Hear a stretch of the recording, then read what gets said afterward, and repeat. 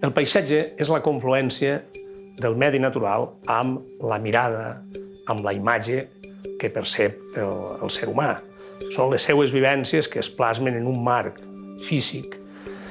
Per tant, només per això ja hem de tindre clar que té un valor simbòlic el paisatge. Per tant, el paisatge simbòlic consisteix en la impressió, en la percepció que té eixa manera, eixe medi físic en l'usuari.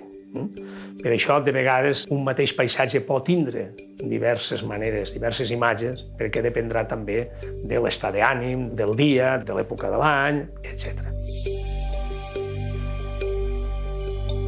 Dins del valor simbòlic i emocional que té el paisatge, tenim un exemple que són els topònims. Els topònims ens estan indicant quines eren les vivències, quin era l'estat de pensament i l'estat de mirada d'un territori a través del temps.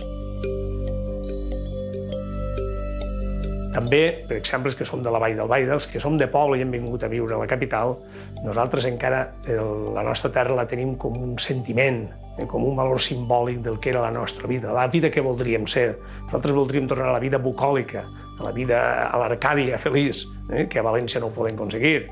I això ho rememorem en aquest paisatge de xicotet que avui pràcticament s'ha eliminat, els polígons i per tot, perquè anàvem a les fonts, anàvem als barrancs, embiscàvem, caçàvem, i tot aquest moment que nosaltres miràvem a la serra del Benicadell, això se'ns ha quedat plasmat i ens guia per aquest camí. Igualment, el paisatge és el marc dels literats.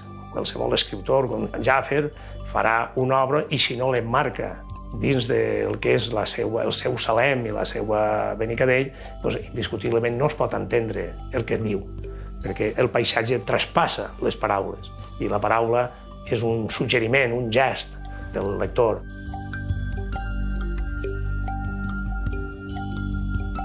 També el paisatge és part del turisme cultural actual.